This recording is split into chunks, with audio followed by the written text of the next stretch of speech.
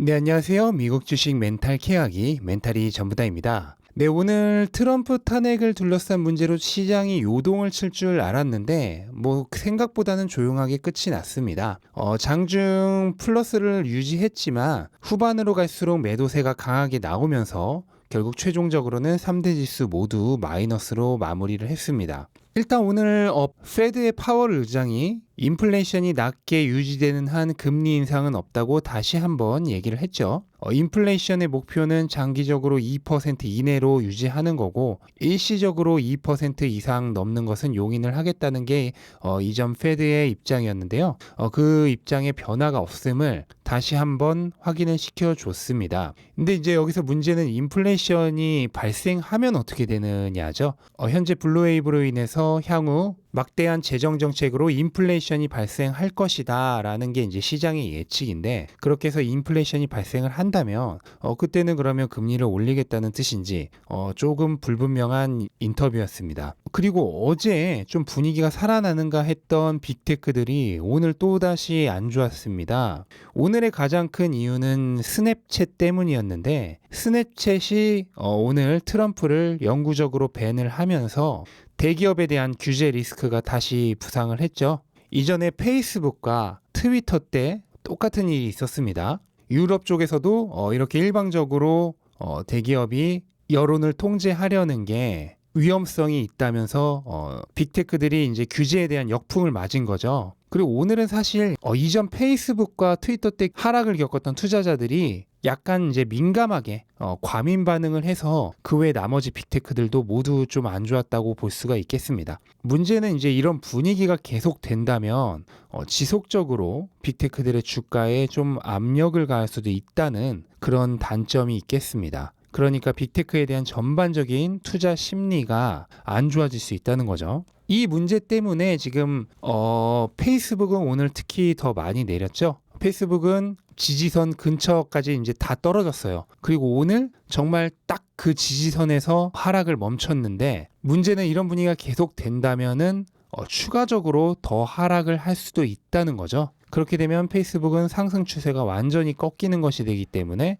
향후 주가가 다시 반등해 올 때까지 시간이 좀 많이 걸릴 수가 있습니다. 다행히도 분위기 이렇게 안 좋은데 조만간 4분기 실적 시즌이 시작되죠. 그래서 4분기 실적 시즌에 빅테크들이 연이어 어닝 서프라이즈를 내면서 이 분위기를 완전히 바꿀 수 있을지 그 부분에 주목을 해야 되고, 이 기업들의 장기적인 가능성을 보고 투자하시는 분들이라면 아마 어닝 시즌 이전에 어느 정도 추가 매수를 해 두시는 것도 추천을 드립니다. 어닝 시즌 때 만약에 성적이 좋으면은 현재 눌려 있었던 만큼 급격하게 오를 수가 있거든요.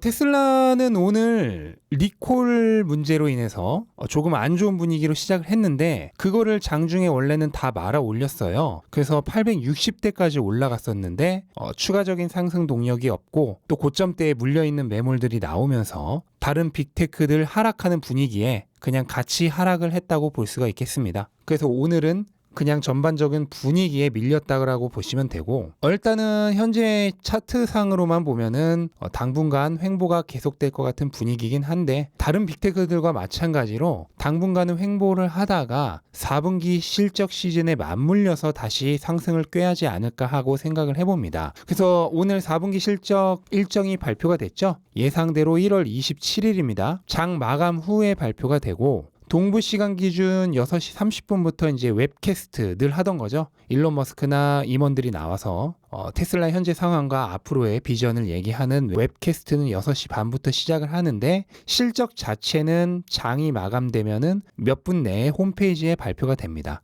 이번 실적 발표에서 언급될 것으로 기대되는 것들은, 일단 첫 번째로는 아쉽게 못했던 50만 대를 과연 실적 발표 때 실제 4분기 인도 수량에서는 넘었을지 하는 부분과 2021년의 목표를 과연 몇만 대로 잡을 것인가. 대부분의 사람들이 예상하는 거는 현재 80만 대 중반 정도죠. 근데 이거를 뛰어넘는 과연 100만 대에 가까운 그런 목표치를 내놓을 수 있을까 하는 점, 그리고 올해 완공될 예정인 기가 베를린과 기가 텍사스의 상황에 대한 설명, 그리고 사이버 트럭이나 세미 트럭 같은 신규 차량에 대한 얘기, 그리고 FSD의 진척 상황, 그 다음에 현재 베타 테스트 중인 FSD 리라이트의 정식 배포 등을 포함해서 FSD 관련된 진척 사항에 대한 설명도 기대가 되고 있습니다. 특히 올해는 일론 머스크가 AI 데이가 열릴 거라고 얘기를 했죠. 아마 작년에 배터리 데이를 했던 시기에 올해는 AI 데이가 열릴 것으로 보이는데, AI 데이라는 이름에 걸맞게 아마도 가장 중점이 되는 것은 레벨 5 수준의 완전 자율주행에 대한 로드맵을 제시하는 것이 아닐까 하고 예상이 됩니다. 그래서 차량 공유나 로보택시에 대한 더 자세한 계획도 나오면 좋고, 일단 아마도 메인은 테슬라의 새로운 슈퍼컴퓨터인 도조 컴퓨터와 그 다음에 새로운 FSD 프로세서인 하드웨어 4.0에 대한 얘기, 그리고 이런 것들을 활용한 완전 자율 시스템에 대한 얘기가 메인이 될 것으로 예상이 되고 있습니다. 그런 얘기들이 실적 발표 때 웹캐스트에서 조금 나와준다면 더 좋겠죠? 네, 그리고 그것과는 별개로 지금 기가 상하이에서 차량이 엄청나게 생산되고 있습니다. 지금 사진에 보시는 것들이 기가 상하이에서 생산돼서 고객에게 인도되기 전에 주차되어 있는 테슬라 차량들의 모습인데요. 정말 수천 대의 차량이 만들어져서 나와 있는 걸 볼 수 있고, 특이하게도 이 중에 운전석이 오른쪽에 있는 모델 3가 발견이 됐어요. 운전석이 오른쪽인 모델 3는 기존에는 미국의 프리먼트 공장에서만 만들었습니다. 근데 기가 상하이에서 처음 발견이 됐고, 이거는 이제 기가 상하이에서도 일본이나 영국 같은 운전석이 오른쪽에 있는 국가로도 처음 수출을 하게 되는 것이라고 볼 수 있겠습니다. 기가 상하이는 올해 모델 3 30만 대, 모델 Y 25만 대 해서 총 55만 대를 생산하는 게 목표고요. 만약 이 생산량을 모두 채워서 생산을 하고 인도까지 할 수 있게 된다면 중국에서만 작년 테슬라 총 인도량이 50만 대를 넘는 그런 엄청난 차량을 판매하게 되는 것이죠.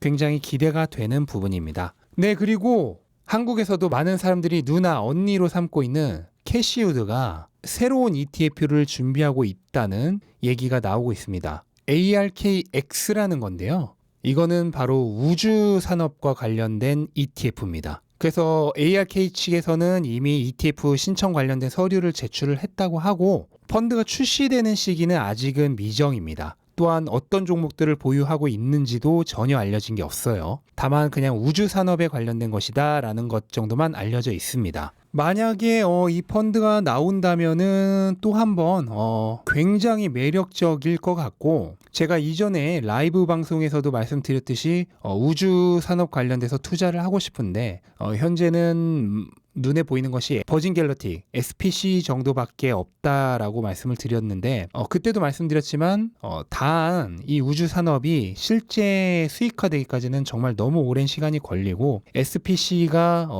그 긴 기간 동안 정말로 수익성 있는 사업을 하게 될지 확신이 들지 않는다. 그래서 투자는 현재는 보류하고 있다라고 말씀을 드렸는데, 만약에 이런 ARKX 같은 ETF가 나오게 된다면은 좋은 대체 투자 수단이 되겠죠. 수익화가 불확실한 어느 한 기업에 투자를 하는 것보다는. 그래서 우주 산업에 투자하고 싶은 분들에게는 아주 좋은 기회가 될 것으로 생각이 됩니다. 네, 어쨌든 이 뉴스로 인해서 오늘 우주 산업 관련된 기업들이 모두 급상승을 했습니다. 아마도 ARK가 이미 지분 매수를 상당수 했을 것으로 추측이 되면서 투자세가 몰린 건데요. 지난번에도 언급해드렸던 SPC 버진 갤럭틱의 경우에는 오늘 20%나 상승을 했고, 그 다음에 우주 관련 통신 회사인 막사도 마찬가지로 20% 상승을 했고, 그 다음에 이제 우주 관련 산업과 인수합병을 추진하고 있는 스펙 회사들도 오늘 크게 상승을 했습니다. 그래서 스페이스 모바일이라는 우주 관련 통신 회사와 합병을 추진하고 있는 MPA도 오늘 8% 넘게 상승을 했고요. 그 다음에 우주 내 운송 관련된 사업을 진행 중인 모멘터스란 회사와 인수합병을 추진 중인 SRAC도 오늘 26%나 상승을 했습니다. 지금 이 스페이스 모바일 같은 회사들을 보면은 하려는 사업이 일론 머스크의 스타링크와 거의 흡사합니다. 통신 위성을 띄워서 사각지대 없는 통신 환경을 만들겠다는 건데, 그렇다면은 굉장히 매력적인 투자처긴 하지만 굳이 투자를 한다면 스타링크에 투자를 하고 싶죠. 근데 문제는 스타링크가 언제 IPO가 될지 도무지 일정이 알 수가 없다는 게 이제 유일한 문제긴 한데, 어쨌든 우주 관련 통신 회사들에는 스타링크가 있기 때문에 굳이 다른 곳에 투자를 하고 싶지는 않습니다. 하지만 우주 산업 전반에 베팅을 한다면 그거는 굉장히 좋을 것 같고, 다만 현재는 이제 ARKX 출시 뉴스에 따라서 일시적으로 조금 과매수된 상황이기 때문에 지금 급하게 따라 들어가서 투자를 할 필요는 없을 것 같고, 조금 더 지켜보다가 투자를 하는 것이 조금 더 현명할 것으로 생각이 됩니다. 네, 이상 오늘 한 바퀴 또 둘러봤고요. 전국이 워낙 요동치고 있어서 그로 인한 후폭풍이 오히려 다음 주 정도에 더 강하게 오지 않을까 하는 좀 불안감은 있는데, 다행히 실적 시즌이 얼마 안 남아서 실적 시즌에 기업들이 좋은 호실적을 좀 많이 발표를 해줘서 시장의 불안감을 좀 잠재우고 투자 심리를 다시 살아나게 해주기를 좀 기대를 하는 바입니다. 네, 이상 영상 마치겠고요. 영상 도움이 되셨다면 구독과 좋아요 부탁드리고 오늘도 좋은 하루 되시기 바랍니다. 영상 끝까지 봐주셔서 감사합니다.